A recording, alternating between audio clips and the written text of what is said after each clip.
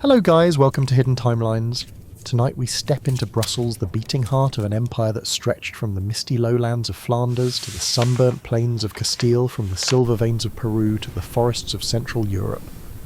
It was April of 1555 and Charles V, Emperor, conqueror, ruler of realms, where the sun seemed never to set, sat in his council chamber and surrounded by maps, parchments and the weary faces of men who had followed him through decades of war and negotiation. But that morning the air was heavy with something far more intimate than politics. A courier entered exhausted after days on the road. Mud clung to his boots. His cloak smelled of rain and sweat. His face bore the haggard look of one who carried words heavier than his body could bear. He fell to his knees before the emperor. "Your Majesty, I must inform you. Her Highness Doña Juana, Queen of Castile, has passed away at Tordesillas on the 12th of April. Silence descended like a shroud. The carved beams of the chamber seemed to creak louder. The scratching quills paused mid-line. The courtiers dared not breathe too heavily. Charles remained still, his face schooled into imperial restraint, yet his right hand trembled slightly upon the sealed letter he was handed. He broke the wax red and said only, "The circumstances." His voice, once the booming command of battlefields, was hoarse with age and pain, a sudden fever majesty. Dr. Soto attended her, but at 75 she had no strength left. She received the sacraments and departed peacefully. Charles nodded slowly. More than 3 decades had passed since he had last seen his mother. He remembered her as she had been in 1520, her eyes clouded, her words circling endlessly back to her lost husband, Philip the Handsome, dead 16 years by then. That memory was painful enough, but now it was final. Brussels in 1555 was not merely a city. It was a stage where the drama of Europe unfolded daily.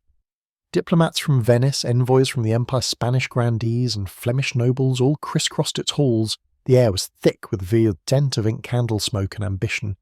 Charles himself was preparing to abdicate, his body ravaged by gout, his spirit weighed down by years of campaigns against France, the Ottomans, and Luther's heresy.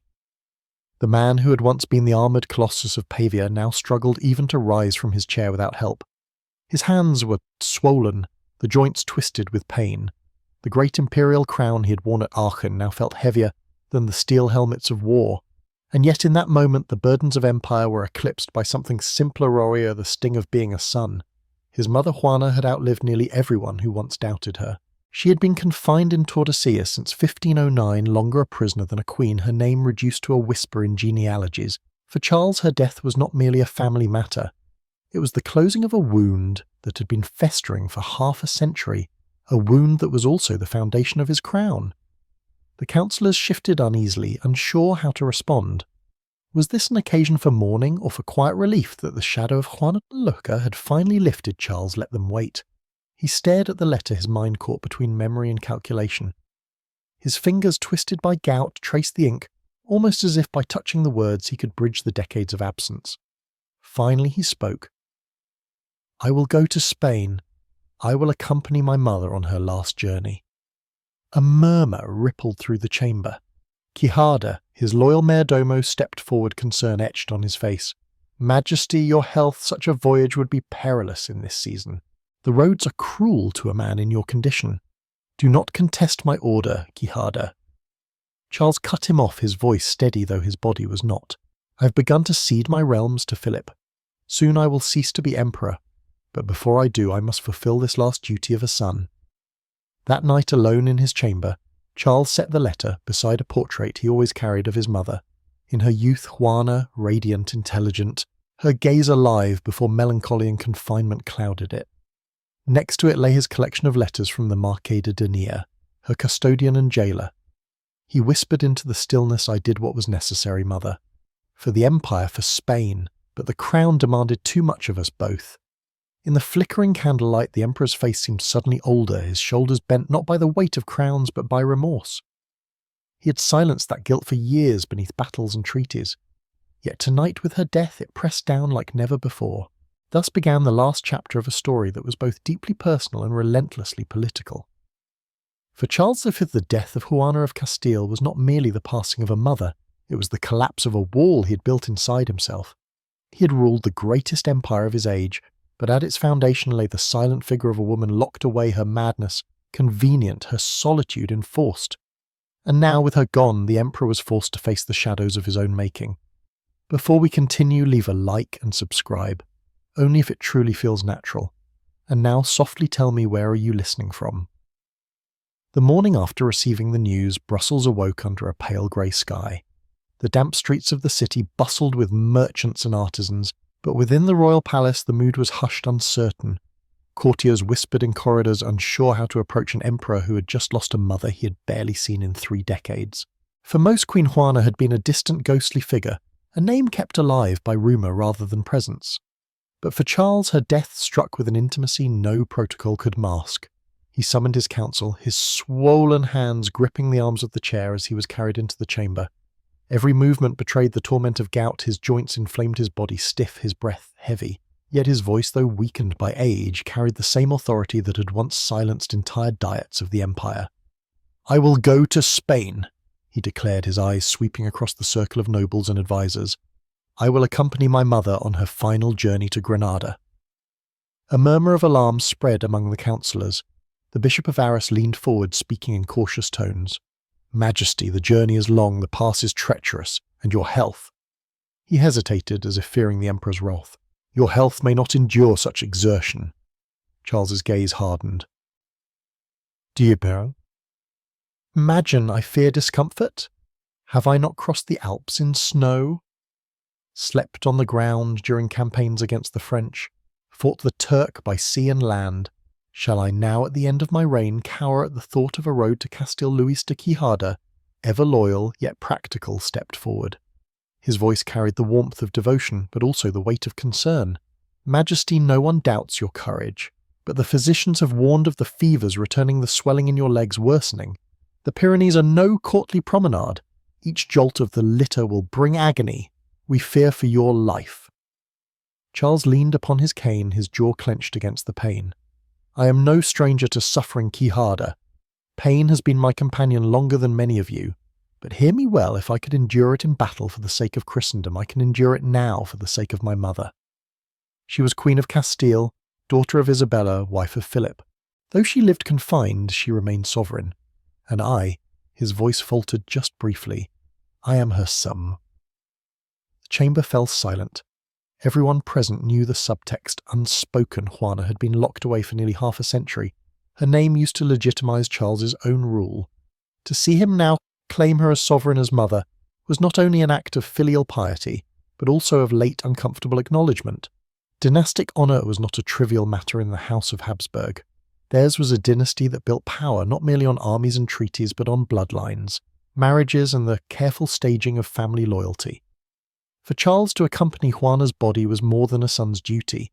It was a statement to Europe that the dynasty remembered, that legitimacy flowed unbroken from Isabella and Ferdinand through Juana to him and from him to Philip. To falter in this duty would be to invite whispers that the dynasty dishonoured its own mother. Yet beneath the grandeur of dynastic ritual lay something raw. That night, when the council had dispersed, Quijada lingered at the Emperor's side. "Majesty," he said gently, "forgive me if I speak plainly.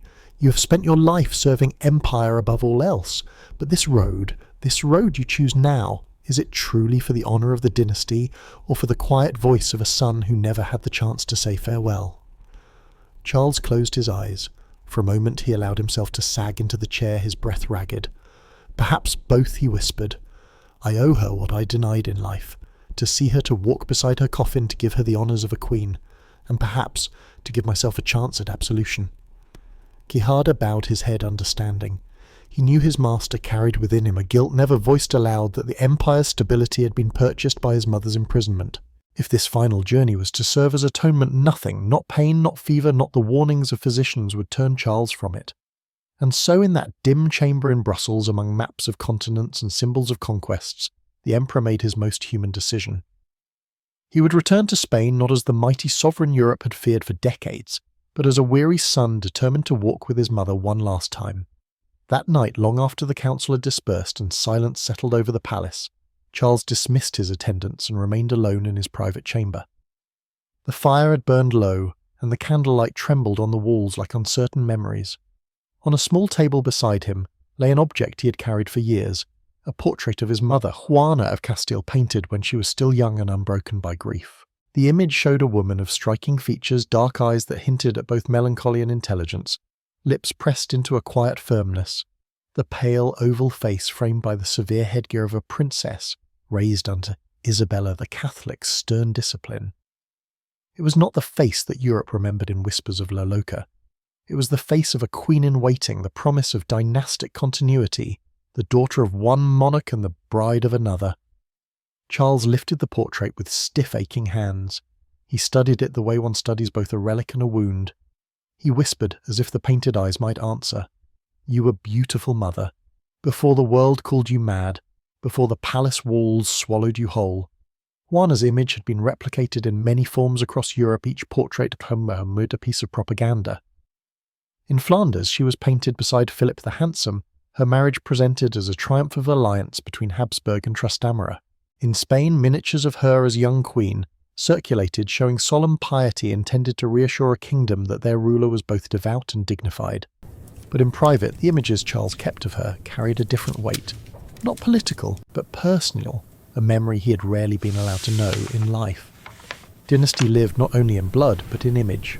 The Habsburgs understood this better than most. Every portrait was more than likeness, it was testimony, a way of binding past to future ancestors to heirs. Charles himself had sat for Titian not merely to capture his face, but to shape how posterity would remember him armoured, majestic astride his horse, as if empire itself flowed through his veins. Yet here before him was a portrait without triumph or conquest. Juana was remembered in brushstrokes as a woman, not merely as a vessel of treaties and children, and yet Charles could not look at her without feeling the stab of complicity. Her sendung, her confinement in Tordesillas had been the foundation of his reign. She had been declared unfit. Her voice smothered her rights, absorbed so that he might rule. How many times had he received reports from her jailers? The queen refuses to eat. The queen will not change her garments. The queen prays to her husband's coffin. Each phrase had been another stone sealing her prison stones he himself had permitted to stand. He thought of his grandmother Isabella, the indomitable queen, who had believed in Juana's fragility but never relinquished the idea of dynastic necessity. He thought of his grandfather Ferdinand, who had ensured Juana's seclusion so he might govern in her stead, and then of himself, who could have freed her when he came of age, but instead found her madness too convenient to challenge. The candle sputtered and Charles leaned back, eyes stinging. Was it madness or was it grief, he asked the painted face, or was it politics dressed in the clothes of illness? No answer came, only the silence of centuries. For Charles' memory was a battlefield as real as Pavia or Tunis. In one corner stood duty, the empire he had held together, the faith he had defended, the dynasty he had preserved. In the other stood Juana, a mother he had never truly known, a queen whose crown had passed through her to him, but whose humanity had been locked away as the price of that transfer. He set the portrait down beside his documents and mapped symbols of power and conquest. It looked out of place there, softer, more fragile than the world he ruled.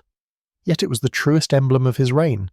Not the conquests abroad, not the treaties signed, but the silence of a mother confined, and a son who had allowed it. And so in that flickering room in Brussels, Charles V sat with the face of Juana before him, and with it the weight of memory. Not just memory of a woman lost to grief, but of a dynasty built on sacrifice where family bonds were consumed by the fire of statecraft. At dawn, Brussels awoke to the sound of iron-shod wheels and the stamping of hooves on cobblestones.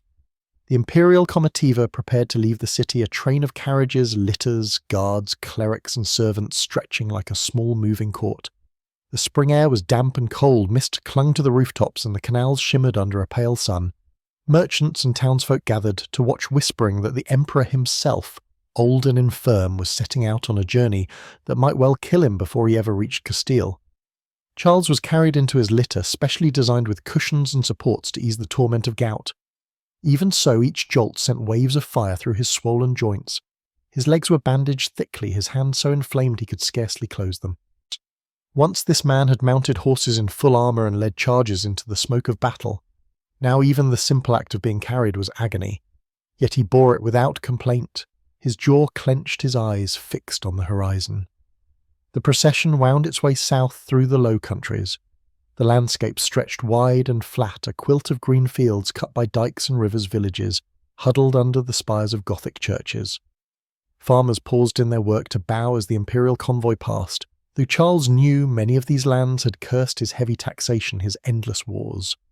The grandeur of empire meant little to the peasant who bled silver into his coffers, but still they came to watch the emperor wrapped in furs, pale from fever, bearing himself with the same gravity as in his youth. As the days dragged on, rain turned the roads to rivers of mud. Wheels sank deep, horses struggled, men cursed under their breath. Charles felt each lurch of the litter, as if his bones were being ground together. At times he asked to be lifted out to rest, and there, on the roadside, he would gaze at the low skies of Flanders, the mists curling like ghosts across the meadows. The empire had once seemed boundless eternal. Now every horizon appeared to him as a farewell. Crossing into France on the way toward the Pyrenees, the convoy slowed further. The air grew warmer, but the terrain rougher. Hills rose forests, darkened rivers, cut steep valleys. Diplomats had paved the road ahead with assurances of safe passage, but the emperor's body felt no safer for it. His fevers came in waves. At night, attendants rubbed his swollen limbs with oils, while Quixada hovered anxiously, urging him to rest more, to press less. Charles answered only, "Did I not tell you, Louise? I will see her again, even if it kills me on the way." When at last the Pyrenees loomed, their ridges jagged against the sky, the convoy paused. Here was the natural wall between two halves of his inheritance, the northern lands of Burgundy and Flanders that had been his cradle, and the sunburnt kingdoms of Castile and Aragon that were his crown. The ascent was brutal. Paths narrowed to treacherous tracks, mud gave way to stone, and icy winds cut through the passes. Pack animals slipped, carts splintered against rocks, and men strained to push the carriages upward. Charles endured the crossing in silence, though his face grew ashen, his lips pressed so tightly together they left no colour in them. Every jolt of the litter was a knife through his legs. His attendants feared he would not survive to see Spain again, and yet each time they begged him to turn back, he answered with the stubborn will that had carried him through 4 decades of empire. Forward, always forward. The contrast was impossible to ignore. Around him moved the magnificence of empire banners, fluttering guards and gleaming breastplates, the hush of priests chanting prayers. But within his litter lay a man broken by pain, his body reminding him at every mile of its frailty. Political grandeur rolled onward, but his flesh faltered. It was as if the emperor and the man were 2 separate travellers, one eternal, the other on the brink of collapse. When the convoy finally descended the southern slopes, Charles asked to be lifted so he could look upon the Spanish soil beneath him. His eyes, fevered and hollow, lit with a strange recognition. "This land will see me buried," he murmured, half to himself, half to Quixada. "And yet it is also the land that held her captive." Thus through mud and snow, through agony and determination, the emperor pressed on. What awaited him was not only a coffin draped in brocade, but the reckoning of a son with the memory of a mother, whom the world had long ago buried alive. The descent from the Pyrenees was slow, each turn of the winding road marked by the groan of wheels and the gasps of horses pulling against gravity. The air grew softer, warmer, carrying the scent of pine and earth. Below stretched the Castilian plateau, an expanse that seemed endless, arid, golden and severe. For Charles it was not simply geography. It was a mirror of his youth, a reminder of the first time he had come to Spain as a boy of 17, awkward, in language and alien in custom, yet destined to wear its crown. He motioned for Quixada to ride closer. His voice, though weakened by fever, carried the weight of remembered battles, not on the field, but in council chambers and cortes. "Do you recall Louise?" "The first time I crossed these mountains," Quixada, who had served him faithfully for decades, nodded. "As if it were yesterday, Majesty. You were scarcely more than a boy, though already the world called you emperor. You spoke French better than Castilian, and the grandees looked at you as if you were an intruder in your own realm." Charles allowed himself a bitter smile. "A foreigner," they whispered. "A Fleming, a Burgundian, a child raised among strangers." Even the language of my mother's kingdom sat clumsily on my tongue. I remember their faces hard and suspicious, measuring me against the memory of my grandparents Isabella and Ferdinand. They wondered if this boy could rule their proud land. The litter rocked gently as the procession made its way down. Charles shifted, wincing at the pain in his legs, and all the while he continued, "The true Queen of Castile. My mother sat imprisoned at Tordesillas. They had crowned me, but it was her crown I wore. Their loyalty to me was not complete, it was shadowed by her silence." Quixada hesitated, then spoke carefully. "It was necessary, Majesty. The realm needed stability. The nobles would never have united behind a queen they deemed unstable." Unstable, Charles repeated the word bitter on his tongue. Perhaps, or perhaps inconvenient. I was her son, yet I profited from her confinement. They gave me her crown because they had locked her away. I built an empire upon the silence of my own mother. The wind carried his words away across the plateau, but Quixada heard them clearly. He knew the emperor rarely bared such thoughts even to those closest to him. He also knew that within this confession lay the seed of something deeper, a reckoning Charles could no longer postpone. The Castilian nobility had long memories. Many of them had never forgiven the young foreign prince who had arrived, with a retinue of Flemish courtiers showering them with offices and pensions while ignoring the proud traditions of Spain. The revolt of the Comuneros only a few years after his arrival had been the violent answer to that disdain. Charles had crushed them, but he had never forgotten the sting of their defiance. And through it all, Juana's presence lingered. To the rebels she had been a banner of legitimacy, a symbol that the land belonged not to a distant Burgundian, but to a daughter of Isabella. Even in confinement she was more Castilian than her son. Charles had ruled, yes, but he had ruled in her shadow, her name both a weapon and a wound. Now as the convoy pressed deeper into Spain, Charles could not escape the thought that he was coming not only to honour her body but to face the truth of his reign. His legitimacy had always depended upon her silenced voice. And with her death, that silence would no longer protect him from the questions history demanded. He closed his eyes, the rhythm of the litter, carrying him into memory. "This land never forgave me," he murmured, "and perhaps I never forgave it. But it was my mother's land, and it will be my resting place as well." Goethe, riding beside him, bowed his head. He did not answer. There was nothing to say. The imperial cortege moved slowly through the dusty roads of Castile, until at last Valladolid came into view. The city had once been a seat of royal power, a place of courts, councils, and ceremonies. Its narrow streets now filled with citizens eager to glimpse their emperor, frail though he was, returning to the land that had both crowned and resisted him. Bells tolled from church towers, banners of Castile and Aragon hung from balconies, and yet the celebration was subdued. This was not a triumphal entry. It was a funeral approach shadowed by the memory of Juana, whose body would soon follow. Awaiting him at the gates were members of his family. His son Philip was still in England, bound by his marriage to Mary Tudor, but others had come to receive him. Among them stood his daughter Juana of Austria, dignified, devout, her presence a calming echo of her grandmother Isabella, and beside her the boy who would one day haunt Spain's future, Don Carlos the Emperor's grandson, barely 10 years old. When Charles looked upon him, a shiver traced down his spine. Don Carlos bowed formally, almost stiffly. His words rehearsed, his voice higher than his manner suggested. "Grandfather, Spain rejoices at your return." There was politeness in the boy's tone, but no warmth. His eyes, too large for his pale face, held a strange intensity, a coldness that unsettled the emperor. Charles bent forward as best he could, drawing the boy into an embrace.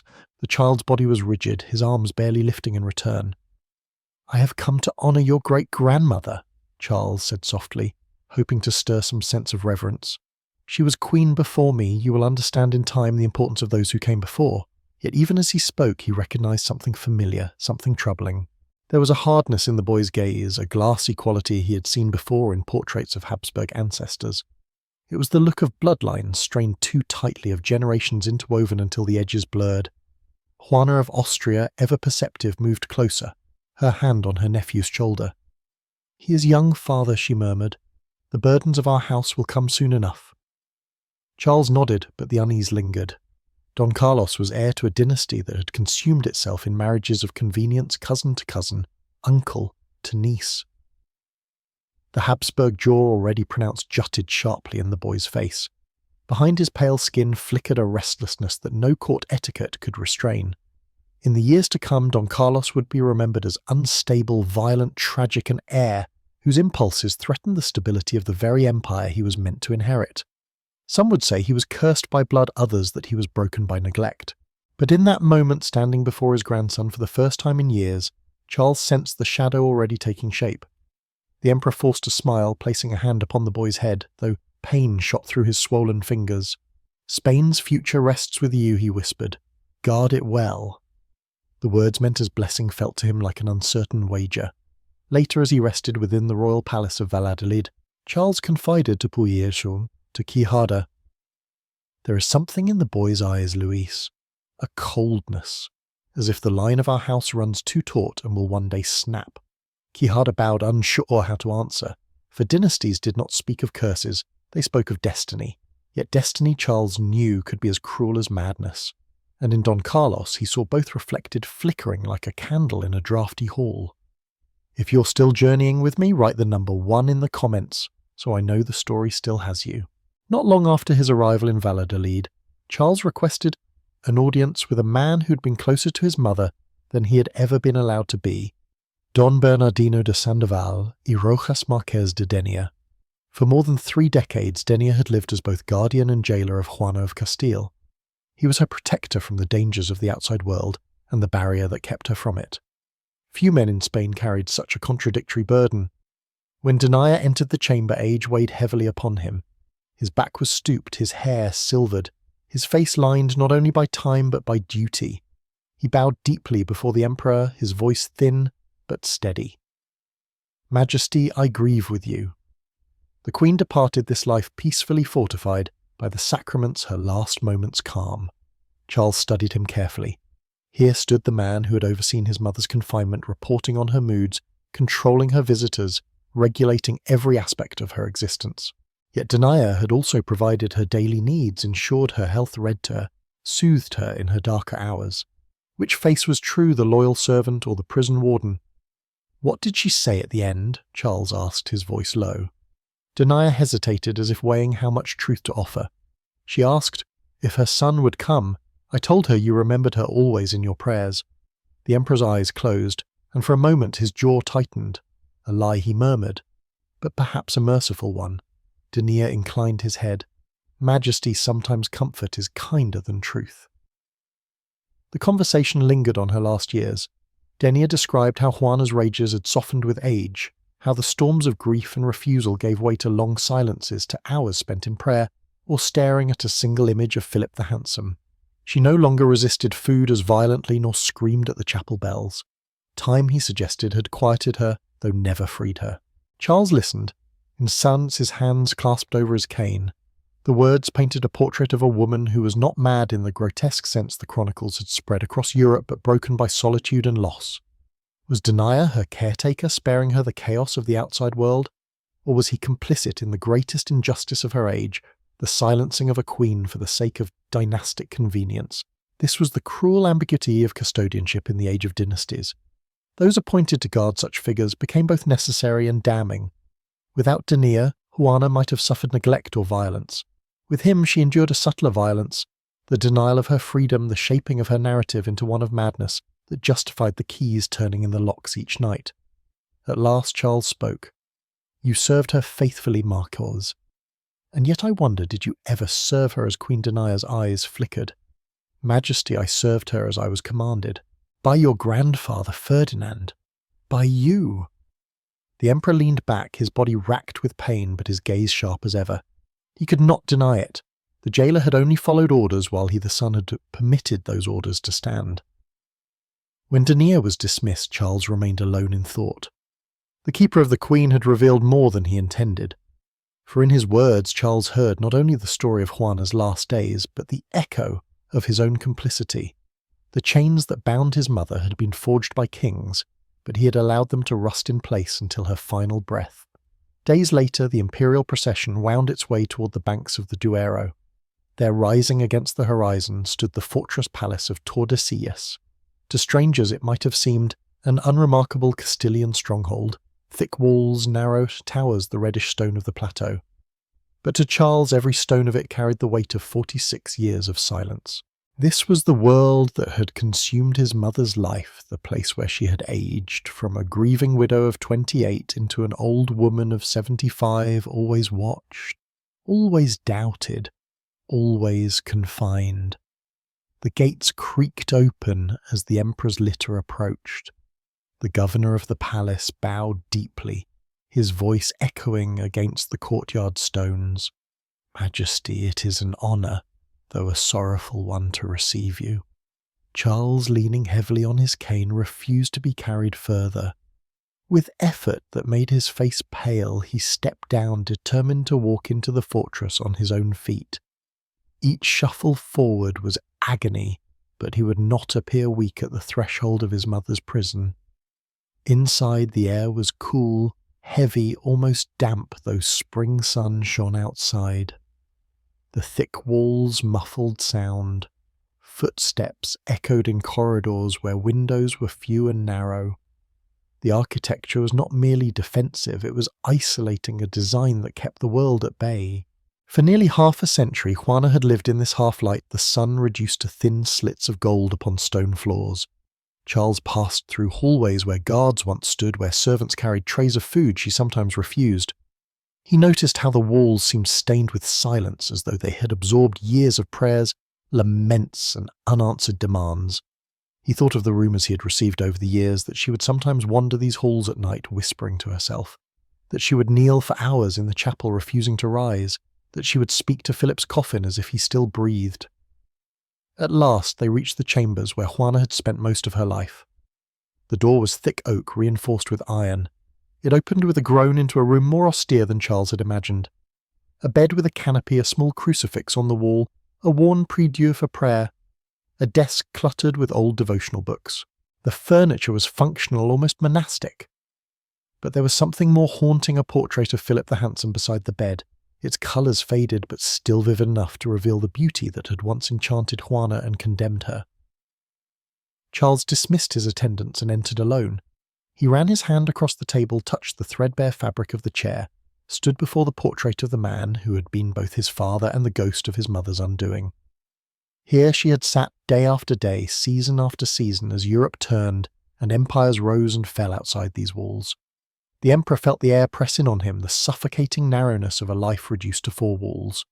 For a man who had commanded continents, the thought was unbearable, that a Queen of Castile, daughter of Isabella, had been reduced to this.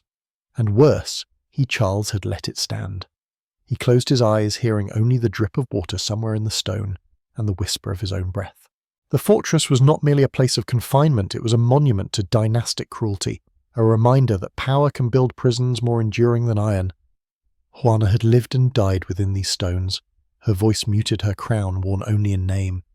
Charles gripped his cane until his knuckles whitened, though pain shot up his swollen hand. "Forgive me, mother," he whispered into the silence. "Forgive the walls I left standing." In the stillness of Juana's chambers, Charles's gaze fell upon a carved wooden coffer resting on a small table. Its surface was worn smooth by decades of use, the patterns of vines and flowers nearly erased by time. He motioned for it to be brought forward. The hinges creaked as he opened it, revealing a collection of simple possessions, prayer beads, a worn rosary, scraps of parchment, and beneath them, wrapped in faded cloth, a small book bound in cracked leather. Charles lifted it with trembling fingers. The cover bore no insignia, no mark of state, only the fragile touch of hands that had turned its pages in solitude. He opened it, and his mother's voice seemed to rise from the ink. The words, uneven and sometimes hurried, revealed not madness, but yearning resistance and grief. "They will not let me see my children. They say they are well cared for in the court of my father, but my heart knows they need me. My little Carlos barely knows me. What will they tell him when he asks for his mother?" The emperor's eyes blurred. Here was no lunatic's wrangling. This was the voice of a mother denied her children, her very identity as queen and woman reduced to silence. He turned the page. "The Marquess insists that I sign away my rights to the throne. I will not. I am the Queen of Castile, daughter of Isabella, crowned by God's will. They may lock my body, but my crown is mine." Charles drew a sharp breath. These were not the words of delirium. They were a declaration of sovereignty, fierce and lucid. He realized that every report he had received, every diagnosis of melancholy or madness, had served the political needs of others. His grandfather Ferdinand had needed Juana silent to govern. He himself had needed her silent to rule. Her refusal to cede her rights was branded insanity because it threatened the ambitions of men. Then another passage darker in its intimacy. "It has been 3 years since I last saw my beloved Felipe. They call me mad for wishing to keep his body near me, but what madness is love that endures beyond death? They say I should let him go, but they do not know how the world collapsed when his eyes closed." Charles set the diary down, pressing a hand to his brow. The chronicles had mocked her, made her the mad queen who slept beside her husband's corpse. But here in her own words was grief, unrelenting, raw, perhaps obsessive, but recognizably human. Was this madness, or the unbearable devotion of a widow stripped of everything else? In the quiet chamber, the emperor understood the power of what he held. Women's voices in his age were rarely preserved except when useful to men queens praised in marriage contracts, condemned in accusations, silenced in chronicles. Juana's words were never meant for politics, yet they survived fragile and dangerous a challenge to the official story. He thought of how history had already judged her Juana la Loca, a title that erased her will, her dignity, her pain. Madness was easier to record than resistance. Madness excused her imprisonment, allowed others to govern in her name, and turned a queen into a ghost that justified empire. Charles closed the diary and slipped it into his robe. No one else must see it, not yet. For within those pages his mother was no longer a cipher in genealogies. She was a woman wronged by dynasty, silenced by necessity, remembered only when her silence served power. The emperor son of that silence now felt its echo ring louder than the trumpets of his armies. The chamber was dim, its air heavy with incense. A single candle flickered near the bier, casting its glow upon the still figure that had once been Juana of Castile. Charles entered, slowly leaning hard on his cane, his joints aflame with pain. Yet the ache of his body was nothing beside the weight pressing against his chest. He had come to face his mother not in memory, not in rumour, not in letters or reports, but in the unarguable stillness of death. She lay before him, dressed not in royal silks or brocade, but in the plain brown habit of the Order of St. Clair. It was her request long repeated and finally respected in death. The coarse cloth concealed the regal blood that had once made her a prize in Europe's marriage games. In this she was not queen, but penitent, not sovereign, but soul. Charles drew closer. He expected to see the signs of torment, the madness with which chronicles had painted her. But her face, thin and lined, was calm. No trace of frenzy remained, only the peace of release. Death had smoothed the furrows left by years of grief. The same eyes that had once pleaded for Philip, for her children, for freedom, were closed at last. He knelt a movement that sent agony through his knees, but he did not care. He pressed his swollen hands together and whispered, "Perdona-me." The word was barely audible, a breath, a confession meant for no ears but hers. For decades he had told himself it was necessary, that the empire needed silence more than it needed her. But now, before the body of the woman who had given him life, he could no longer hide behind reasons of state. Around her, attendants had arranged symbols of sanctity, a crucifix at her head, rosary beads in her hands, sprigs of rosemary and laurel placed upon the bier.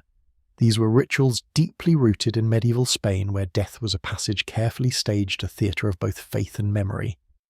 The habit of St. Clair was more than modesty. It was a declaration that even queens must confront the grave as humble daughters of Christ. In the culture of the Renaissance, sanctity and madness were often interwoven. The Church spoke of holy women who heard voices, who saw visions, who defied reason with their ecstasies. For some, Juana's long captivity and her fixation on Philip blurred that line. Was she condemned as insane when another woman in another context might have been hailed as mystic? The difference was not in her soul, but in her crown. Charles gazed upon her face and felt the paradox settle into him. Here was a woman called mad yet serene in death. Here was a queen denied power yet dressed as a bride of Christ. Here was his mother, whom he had abandoned to solitude, now looking more at peace than he had ever seen her in life. The incense curled upward, carrying prayers to the vaulted ceiling. For a long time Charles remained on his knees, unmoving as if rooted to the stone floor. He had conquered kings, humbled princes, and stretched his dominion across oceans. But in this ardent chamber of Tordesillas he was only a son, an old broken son, asking forgiveness from the mother he had never truly known. At dawn, the bells of Tordesillas tolled low and heavy, their sound carrying across the Duero like a summons. The royal cortege assembled in the courtyard of the fortress palace, its solemn order a final tribute to the woman who had spent nearly half a century within its walls. Juana's coffin, draped in black brocade embroidered with the golden arms of Castile and Aragon, was lifted with reverence onto a specially prepared carriage. Around it stood guards in polished armour, clerics with psalters in hand, and nobles bearing torches that smoked against the pale spring sky. Charles insisted he would not remain cloistered in his litter. Against the pleas of his physicians and Quijada, he demanded a horse. They found him a steady palfrey, gentle and sure-footed, and helped him into the saddle. His face was drawn, his legs swollen, yet he straightened his back with the stubbornness of a soldier who had once led cavalry at Pavia. Every step of the horse jarred his joints, sending fresh fire through his body, but Charles set his jaw and endured. "I will ride beside her," he said. "It is the least a son can do." The cortege moved out from Tordesillas, winding through the countryside of Castile. Spring had begun to soften the harshness of the plateau. Fields of young wheat swayed in the wind, almond trees bloomed in pale pink, and the riverbank shimmered with new grass. The air was cool and fragrant, carrying the mingled scents of damp earth and rosemary. Yet the beauty only heightened the gravity of the scene. A queen, once the daughter of the most powerful monarchs in Christendom, now borne slowly to her final rest.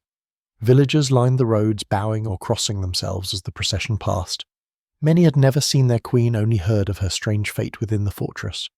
For them, this funeral was the first and last time they would bear witness to her sovereignty. Some wept openly, others whispered prayers that blurred together with the chants of the clergy. The cortege moved at a stately pace, each step deliberate, each pause measured, as though time itself had been slowed in respect. Charles rode at the head, his cloak heavy upon his shoulders, his breath laboured. His courtiers could see how pale he had become, how tightly he gripped the reins, but his eyes never strayed far from the black-draped carriage that bore his mother. To abandon the saddle to ride hidden in a litter would feel like cowardice in the face of duty. Better pain than shame. The funeral procession was more than mourning, it was ritual. In Renaissance Spain, such processions were both religious and political theatre. The dignity of the cortege told the realm that Juana had been queen no matter her long absence from rule. Heralds announced her titles as the company passed through towns: Doña Juana, Queen of Castile, Leon, Granada and Aragon. Each proclamation rang like a correction to the silence that had defined her life. At night, the cortege halted in villages and monasteries.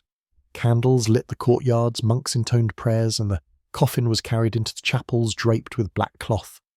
Charles, feverish and trembling, still insisted on standing vigil. Wrapped in blankets, leaning heavily on his cane, he would kneel until attendants nearly forced him to bed. "Let me be a son," he told them when they tried to persuade him, "at least here, if not in life." As the days stretched on, the Castilian landscape unrolled like an ancient tapestry stone, villages clustered around churches, wide skies of shifting clouds, endless plains broken only by rivers or solitary towers.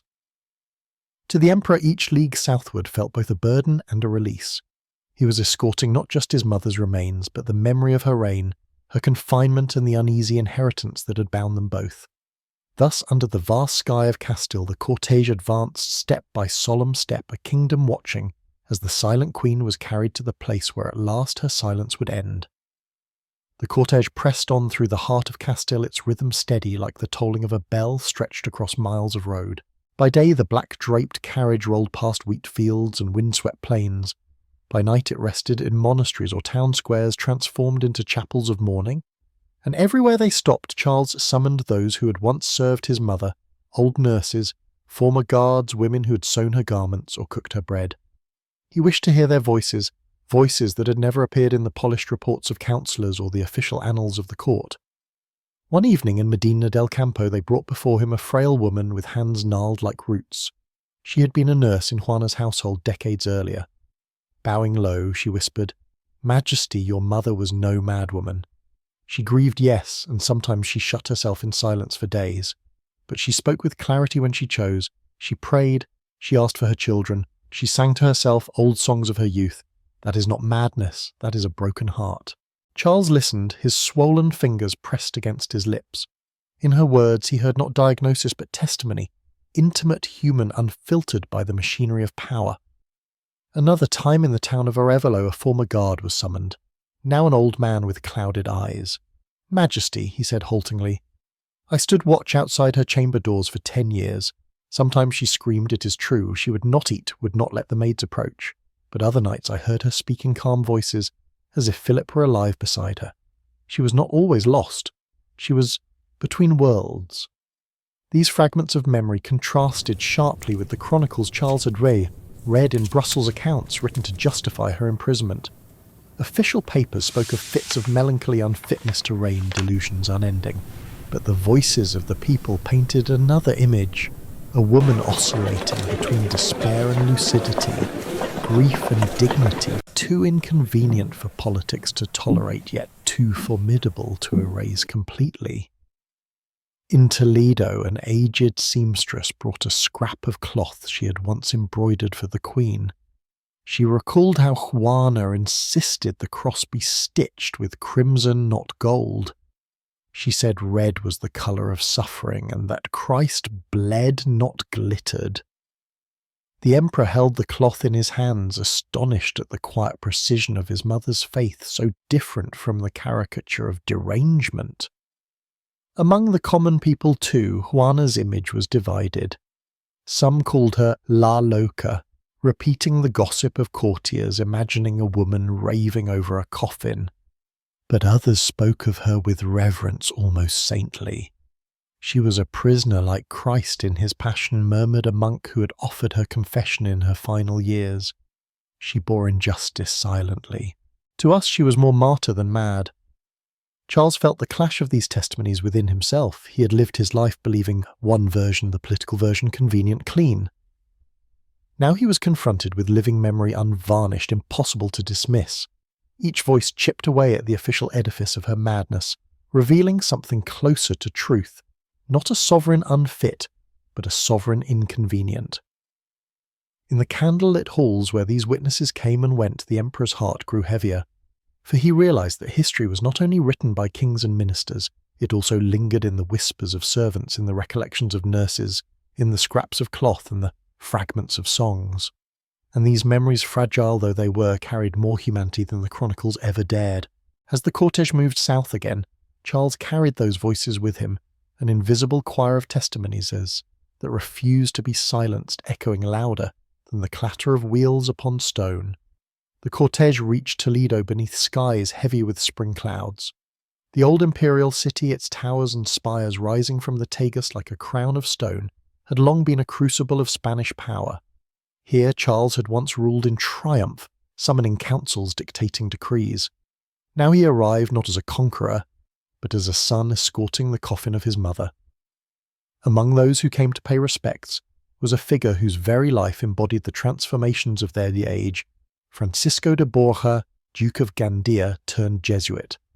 Years earlier, Borja had lived as a noble at court, serving Empress Isabel of Portugal, Charles's beloved wife. But when Isabel died in 1539, Borja had escorted her body to Granada. At the opening of her coffin, he beheld her face disfigured by death. The sight shook him to the core. From that moment he resolved to renounce the vanities of nobility, to give his life wholly to God. He had surrendered titles and estates, exchanged velvet for a cassock, and joined the newly founded Society of Jesus. Now in Toledo he stood before Charles not as a courtier, but as a priest bound by conscience. The emperor, propped upon cushions, greeted him with a rare softness. "Francisco, you knew my mother in her last years. Speak to me truly as a servant of God, not as a flatterer of kings. What was her condition?" Borgia hesitated. He clasped his hands, his gaze steady yet sorrowful. "Majesty, your mother suffered greatly." At times her melancholy clouded her mind. She grieved beyond what the body can endure, but when I spoke with her, especially of faith of Scripture, she was lucid. She reasoned clearly, even profoundly. I cannot call her wholly mad. She was a woman wounded, broken by solitude, consumed by love that outlived its object. Charles closed his eyes, breathing deeply. So she was aware, she knew her captivity, she did Borja, answered quietly. And that knowledge was a second prison. Her body was confined by the walls, but her spirit was confined by memory. She bore it as best she could, sometimes with dignity, sometimes with despair. But she never ceased to be herself. The word struck Charles with painful force. For decades he had accepted the reports of madness that excused her confinement. But here was a witness he trusted, a man who had abandoned worldly honours for divine truth. Borgia had nothing to gain by lies. The emperor leaned forward, his voice low. "Did she ever speak of me?" Borgia hesitated again, then nodded. "She spoke of you often. With sorrow, yes. With longing, always. She said she feared you knew her only as a problem to be managed, not as a mother to be loved. Yet she also spoke with pride of your victories, your wisdom, your empire. Majesty, it was not hatred she carried, it was grief that you could not be nearer." Charles pressed a hand to his eyes as though to shield himself from the truth. "I sacrificed her for stability. My grandfather did the same. We all did.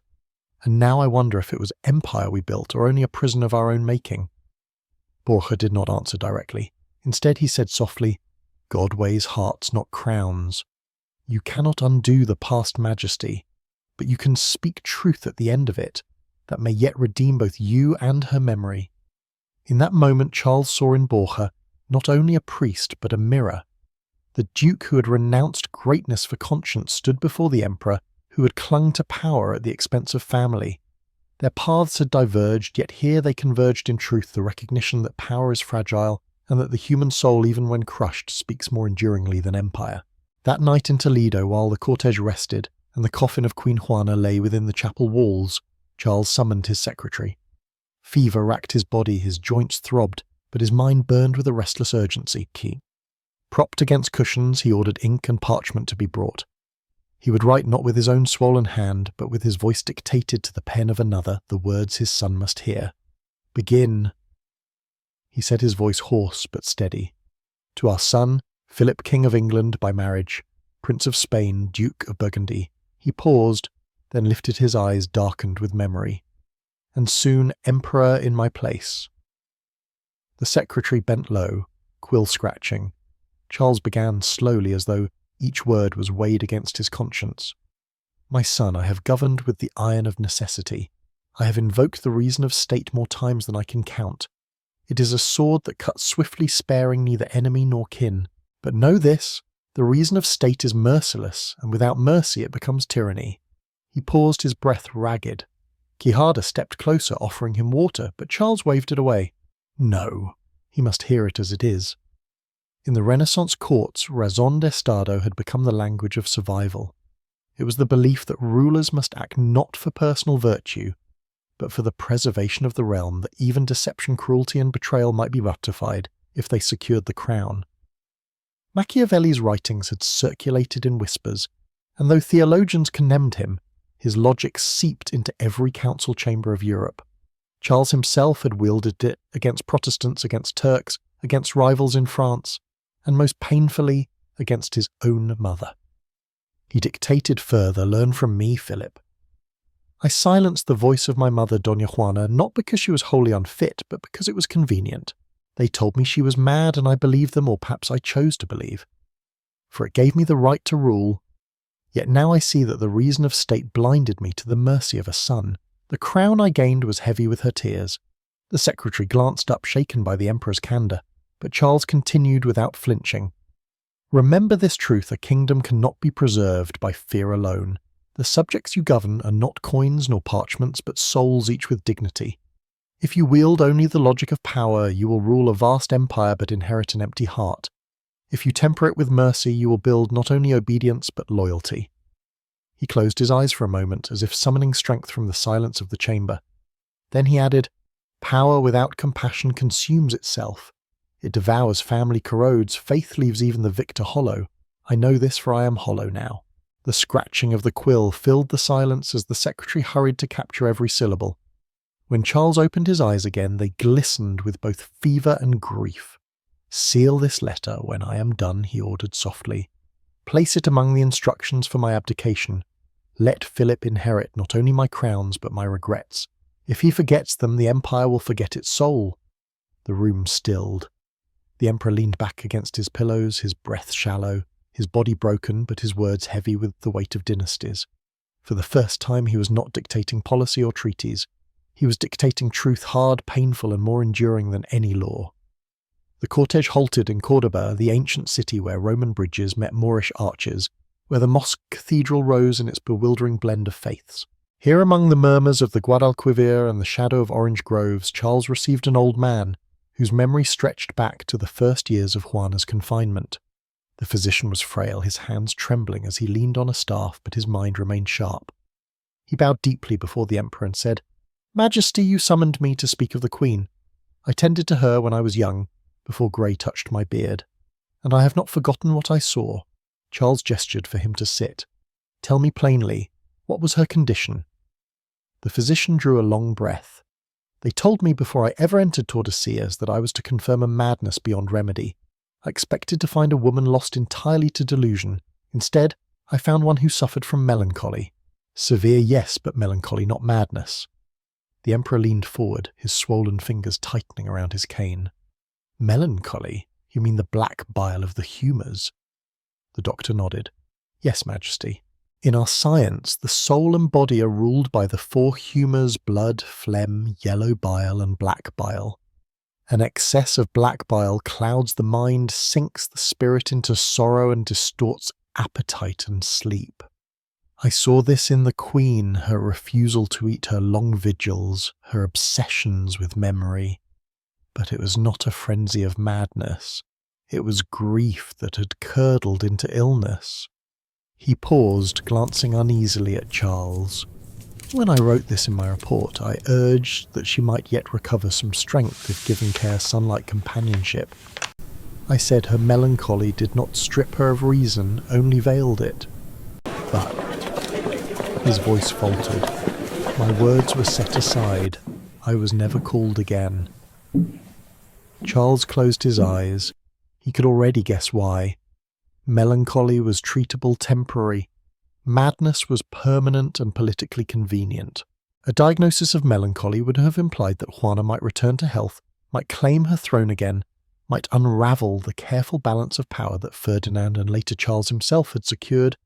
Madness, by contrast, justified her exclusion forever. The Emperor whispered, "So you spoke truth, and truth was buried." The doctor's eyes clouded with old regret. "Majesty, I was young. I believed the science of Galen and Hippocrates would weigh more than politics. I did not yet understand that the crown demands its own medicine harsher than any leech or purge." Charles gave a bitter laugh that broke into a cough. "The crown's medicine is exile and silence." The physician bowed his head. She was lucid majesty, not always, but often. She could read speak and pray with full clarity. Her sorrow made her difficult but not unfit to be sovereign. If she was denied rule, it was not by her mind, it was by design. Silence thickened in the chamber. Charles felt the sting of her truth settle deep in his bones. The science of humours had been bent to the service of politics. His mother had been diagnosed not by her condition, but by the needs of men who feared her power. And he, Charles, had lived an emperor because she had been written into madness. When the physician was dismissed, Charles sat long into the night, the candle guttering low. He thought of how easily truth can be altered, how words of Dealzischen, like melancholy and madness, can be sharpened into weapons. In the end, it was not the humours that had undone Juana. It was the humours of politics, a concoction brewed by ambition and swallowed by history. In Córdoba, as the cortege paused to rest, another visitor came to Charles's chamber, Juan Martínez Silizio, Archbishop of Toledo. He was an old ally of the crown, a man whose piety was spoken of in the same breath as his conservatism, and whose loyalty to the dynasty had been unshakable. Clad in his red robes, he entered with slow, deliberate steps, bowing deeply before the emperor, who lay propped on cushions, pale and fevered, but still commanding. Majesty, the Archbishop began, "I come to offer consolation in this time of sorrow. The Queen, your mother, has entered into the eternal rest of God. We must trust that his providence governed her life as it governs ours." Charles regarded him with heavy eyes. "Providence," he repeated softly, almost bitterly. "Is that the word we use to describe 46 years behind stone walls?" Silizio folded his hands, the lines of his face tightening. "Majesty, sometimes the will of God appears cruel, yet serves a greater good. Doña Juana bore her suffering as a cross, just as Christ bore his. Her confinement spared the realm, from discord preserved unity, and ensured that the house of Trastamara continued through you. In this her pain was not without purpose." The emperor's hand gripped his cane until his knuckles whitened. "Purpose," he echoed. "So the church tells us a queen's imprisonment is sacrifice, not injustice. That her grief was God's plan, not our doing. Tell me, Archbishop, was it divine will, or was it our convenience that named her mad?" The cleric hesitated, choosing his words carefully. "Majesty, the crown and the church must sometimes act in ways the world misunderstands. Disorder threatens souls as surely as heresy. A sovereign consumed by grief who clung to her husband's coffin, who refused counsel, what stability could she offer her subjects to remove her from power, was not cruelty but protection for her and for Castile." Charles looked at him long, his breath ragged with fever. "Protection, you say? But I have read her diary, Archbishop. I have heard the testimonies of those who served her. She was lucid often enough. She knew who she was, she knew her rights. She said she was queen. Can you tell me that her voice was less divine than the decrees of men who silenced her?" The Archbishop's gaze faltered, but he pressed on. "Majesty's suffering endured in obedience is sanctified.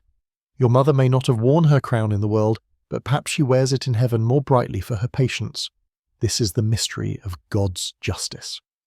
Charles exhaled sharply, half sigh, half bitter laugh. "So we denied her earthly justice and console ourselves with heavenly crowns. Convenient theology." He turned his face away from the cleric, staring into the shadowed corner of the chamber. "Perhaps it was not God who confined her, but we who lack the mercy to set her free." Cilicio, troubled, lifted his hands as if in blessing. "Majesty, you must not torment yourself.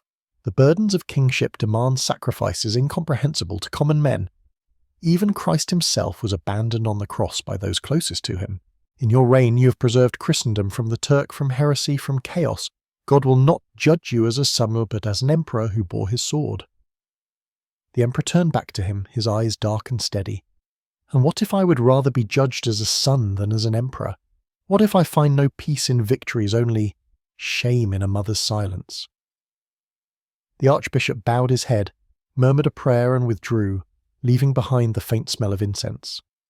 Charles remained still, his chest rising with shallow breaths. The words of the church meant to soothe had instead deepened his unrest, for he no longer found comfort in the theology of submission. He could not believe his mother's long solitude had been holy sacrifice. He saw it for what it was, a political calculation dressed in sacred robes. And in that realization the emperor felt more isolated than ever, cut off not only from his counsellors and his court, but even from the consolations of faith that had once sustained him. The cortege wound southward, the wheels of the black-draped carriage creaking against the dusty Castilian road. In the evenings, when the procession halted at monasteries or fortified inns, Charles lay awake, his swollen legs propped on cushions, his eyes fixed on ceilings veined with shadows of candlelight. It was in these hours of fevered solitude that his thoughts turned not to councils or wars, but to the absences that had shaped his bloodline. His father, Philip the Handsome, Felipe el Hermoso, had been more legend than presence. Charles had been 6 when news came of his sudden death in Burgos, and though courtiers whispered of intrigue and poison, what remained to the boy was a void. He remembered no embraces, no words of counsel, only the image preserved in portraits, a handsome youth with golden hair and a regal jawline. His father had been myth before he had been memory. Juana's grief over that loss had consumed her, and by extension consumed Charles's childhood. He had grown then under the stern tutelage of his grandfather Maximilian in the Low Countries, among languages and customs that marked him always as half foreign. And though he bore the titles of king and emperor, he bore too the silence of a son who had never truly known his father. Now in the twilight of his reign, Charles saw how the same pattern bled into the next generation. His own son Philip had been shaped not by paternal presence, but by paternal absence. Charles had left him in Spain while he roamed the empire battling Lutherans, in Germany Turks in Vienna, and the French on the fields of Pavia. Letters crossed the sea between Flanders and Castile, but letters were no substitute for a father's hand upon a shoulder, for the warmth of guidance spoken in private. Philip had grown up stern, devout, and unyielding, an heir trained by distance as much as by proximity. Charles thought of him now in England, bound to Mary Tudor, immersed in his own duties, too consumed by affairs of state to attend his grandmother's funeral. And in this Charles recognised the cruel inheritance, just as he had missed his mother's. Last years his son would miss his. The emperor's gaze lingered on the flickering candle at his bedside. 3 generations, he murmured to Gerharda, who sat quietly nearby, and each marked by absence. My father absent in death myself, absent in duty, and my son absent in power. What kind of legacy is this? Louis, not crowns, but emptiness passed from father to son. Quixada tried to answer gently. Majesty, you gave Don Felipe the empire itself. He inherits not emptiness, but the weight of Christendom. But Charles shook his head. What empire is worth if the chain of blood is only forged in absence? My mother gave me a heart I could not return. I gave my son a throne I could not warm. And he, God help him, will pass the same coldness onward. He fell silent, his breathing heavy, his hand pressed to his chest. Outside the cortege, guards murmured prayers, their torches glowing like small constellations in the night. Inside, an emperor reckoned with the inheritance no will could change. Not lands, not titles, but the Habsburg legacy of distant dynasty built on absence, crowns heavy with silence. At last, after weeks of halting progress through plains, mountains, and sun-scorched valleys, the cortege descended towards Granada. The air was warmer here, softened by the spring winds that carried the scent of orange blossom. As the Sierra Nevada loomed with its white peaks, the city revealed itself like a jewel at the edge of empire, its walls and towers rising from hills once guarded by Moorish kings. The Alhambra still dominated the horizon, a palace of red stone and arabesque arches glowing in the afternoon light. Its walls whispered of another dynasty, another faith. For centuries it had been the heart of Muslim Al-Andalus, until the banners of Isabel and Fernando rose above it in 1492, marking the end of 8 centuries of Reconquista. It was here that Christopher Columbus had been summoned to plead his case, and from here that the Catholic monarchs had declared Spain reborn as a united Christian kingdom. Now into this city, thick with memory, came the body of their daughter, Juana, the queen who had borne their blood yet never their freedom. She arrived not in triumph but in ceremonies, her coffin veiled in black, accompanied by a weary son who bore as much pain in his joints as in his conscience. As the cortege wound its way through Granada's narrow streets, people crowded balconies and doorways. Some crossed themselves devoutly, others whispered of the strange fate of the woman they had been taught to call La Loca.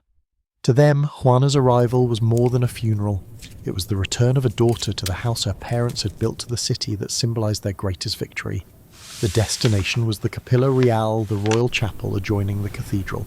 Built by Isabel and Fernando as their chosen resting place, it stood as stone testament to dynastic destiny. Within its walls lay the marble effigies of the Catholic monarchs, hands folded in eternal prayer. Nearby rested Felipe the Handsome, whose death had kindled Juana's spiral into grief. For Charles, the symbolism was overwhelming. Here at the meeting point of Christian triumph and Moorish memory, he would lay his mother to rest beside those who had defined Spain. Isabel, who had forged a kingdom with fire and faith. Fernando, whose calculations of state had locked Juana away. Felipe, whose charm had captured her heart, and whose death had broken her spirit. The emperor sat in his litter, staring at the Capilla Real's facade as though it were a mirror. He had once thought of Granada as a monument to victory. Now he saw it as a tomb of contradictions.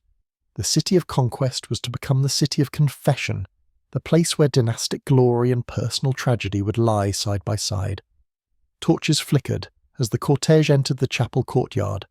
The coffin of Juana, covered in brocade and embroidered with the arms of Castile and Aragon, was lifted by pallbearers. Trumpets sounded low and mournful, and priests intoned psalms in Latin. The procession moved into the sacred chamber where the weight of history pressed on every stone. Granada, the symbol of unity, conquest and destiny, had now become the stage for a reckoning. For Charles, it was not only the end of a journey but the beginning of judgment, not from courts or armies but from conscience itself. Granada's cathedral bells tolled with a weight that seemed to shake the very stones of the city. The cortege had arrived at its destination, the royal chapel, where the Catholic monarchs lay entombed. Here Juana would finally be placed beside her husband Felipe, her parents Isabel and Fernando, a reunion that life had denied her, but death now promised. The solemnity was absolute. Nobles crowded in velvet and sable bishops in gleaming mitres, soldiers in polished steel. The air was thick with incense, the drone of Gregorian chant filling the high vaults. Charles, gaunt and trembling, was carried into the chapel on a chair of state. He looked less like the ruler of half the world than a sick old man who had forced his body to endure one last duty. Before him rose the catafalque, Juana's coffin draped in black brocade, the arms of Castile and Aragon stitched in gold. Candles ringed it like sentinels of light. Charles motioned for silence, and though his voice was weak, every word carried. I, Charles Emperor, by God's grace confess before this altar, and before the judgment of heaven, my mother Doña Juana was the rightful Queen of Castile until the day of her death. The words cut through the incense like a blade. Murmurs surged through the congregation, gasps from nobles, whispers from clerics, furtive glances exchanged like sparks in dry straw. For decades the narrative had been fixed, Juana the Mad, unfit to rule, removed for the good of the realm. And now, at her very funeral, the emperor himself was tearing that story open. Charles continued, his voice growing hoarse but resolute.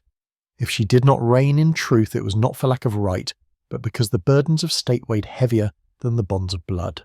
I too bore that burden. and I confess before God that in doing so I wronged her." The Archbishop of Granada shifted uneasily, his eyes darting to the assembled grandees. Some nobles bowed their heads in assent as if hearing long-delayed vindication, others stiffened, scandalized. Among the old Castilian families who had once supported Juana's claim, the words were a balm, a son acknowledging what politics had stolen. For the Aragonese faction, for those who had served Ferdinand the Confession, was near blasphemy against the architect of Spain's unity. The clergy murmured prayers more urgently, as though to drown the dangerous implications. Yet the people who had crowded into the chapel's side aisles, citizens of Granada servants, widows, and the curious listened wide-eyed. To them, Juana had always been more legend than queen, her sorrow whispered of in taverns and hearth-songs. To hear the emperor himself grant her legitimacy was nothing short of revelation. Charles, exhausted, leaned forward in his chair. His voice faltered, but the words were clear. "May God forgive me. May he forgive us all who cloaked injustice in the garments of necessity." For a long moment, silence hung in the chapel, broken only by the hiss of candles and the faint echo of the emperor's confession. History itself seemed to pause as if to decide whether to record these words as truth or as heresy. Then the chants resumed, the liturgy pressed onward, and the machinery of ritual closed around the rupture. But the echo of that confession could not be contained. It spread through Granada's streets that evening, through Castile in the weeks to follow, and eventually across Europe. Some would call it a moment of humility, others a dangerous weakness. Yet all agreed it was the most human thing Charles had ever done. In that instant before his mother's coffin, the emperor who had once ruled an empire where the sun never set, revealed that even sovereigns are judged not only by victories but by the silences they keep and the truths they finally dare to speak aloud. The funeral had ended, but its echoes lingered like incense in the stones of Granada. The emperor, too weak to walk unaided, had been carried from the Capilla Real, his face gaunt, his breath shallow. Yet within his eyes burned a clarity sharper than in his youth. He had confessed what others had denied, broken the silence that had lasted nearly half a century. Juana, his mother, had been recognized not as a phantom of madness, but as a queen wronged by politics. In the days that followed, Charles withdrew into quieter chambers of the Alhambra, preparing for the next and final journey of his life, not a march of armies nor a royal progress, but a retreat into the monastery of Yuste. He dictated letters to his son, to his councillors, to his confessors. Some were full of practical instructions, the management of debts, the administration of provinces, the smooth passing of power. But woven among them were reflections far more personal, words that revealed the mind of a man who had carried Christendom on his shoulders, and now wondered what it had cost his soul. "I leave to you," he wrote to Philip, "an empire where the sun does not set. But know, my son, that such a realm is too vast for any one man to hold without breaking. It was built upon war, upon sacrifice, and upon silences. Your task is not only to preserve it, but to rule it with the humanity I too often set aside." As he spoke, the very concept of empire seemed to shift. No longer was it only land and crowns, treaties and armies. It was also memory fragile, contested, easily bent. For decades, the fiction of Juana's madness had stood as political truth. And yet, at the end, truth had risen through testimony diaries and the conscience of a son who could no longer bear the lie. Charles understood now what power truly was: not the ability to command fleets or to dictate edicts, but the courage to face one's own shadows. He had conquered kings and bent nations, but he had not conquered absence of a father, absence of a mother, absence of himself from his son. Empire had given him everything and taken the one thing he could never replace: time with those whose love was not political but human. In Yuste, he planned to pray to read, to prepare for death. The greatest sovereign of his age wished at the last only to be a man no longer emperor but soul. He had spent a lifetime believing in the permanence of crowns, and now he saw that crowns crumble faster than memory. Granada had taught him that dynasties are written on parchment, but legacies are written on conscience. The lies of state may outlast one generation, but truth once spoken reverberates across centuries. Juana's silence had been long, his confession late. But both would endure, hers as a symbol of injustice, his as a reckoning with its cost. As Charles prepared to withdraw from the world, he carried with him no trophies, no banners, no spoils, only the weight of memory, only the prayer that history might remember not only the emperor who spanned continents, but the son who at the last dared to speak the truth. The emperor, the queen, and the lessons of silence, history often hides its deepest truths, not in battles or treaties, but in the quiet corners where memory and conscience wrestle. The story of Emperor Charles V and his mother, Queen Juana of Castile, is such a tale, one that reaches across centuries to remind us that behind every empire there is a human heart fragile and yearning. Juana's long imprisonment in Tordesillas has been recorded as necessity, the containment of a queen declared mad, the safeguarding of a kingdom in peril. For decades the official narrative held firm until even her own son believed it. Yet at her funeral in Granada, Charles confessed openly that she was indeed the rightful queen, wronged by the weight of political convenience. In that single act he peeled back the gilded mask of empire and revealed the raw cost of power. From this story emerge lessons that resonate far beyond Renaissance Spain. First, truth has a long memory. For nearly half a century the convenient fiction of Juana's madness silenced her voice. But diaries, testimonies, and the courage of witnesses kept fragments of her humanity alive. Charles's confession was late, but it showed that truth, even when buried, does not disappear.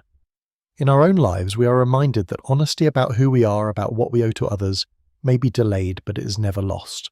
The sooner we face it, the freer we become. Second power without mercy corrodes the soul. Charles ruled an empire where the sun never set, yet he confessed that the absence of compassion toward his mother left him hollow. We too are often tempted to prioritize achievement ambition, or duty above empathy. Yet without kindness, success is brittle. A career, a family, a life built on domination rather than understanding may appear strong, but inside it collapses. Mercy is not weakness, it is the foundation of lasting strength. Third, silence can wound more deeply than words. Juana's greatest suffering was not her confinement, but her invisibility. The world chose to see her as an inconvenience rather than a mother, a woman, a sovereign. Charles inherited that silence passed down through generations of absence. His father's early death, his own distance from his son Philip, and Philip's later absence repeated the same pattern. In our relationships too, absence, emotional or physical, can leave scars that echo for generations. The lesson is clear: presence matters more than perfection. Finally, conscience outlasts crowns. Charles retired to Eustace stripped of power, but heavy with reflection.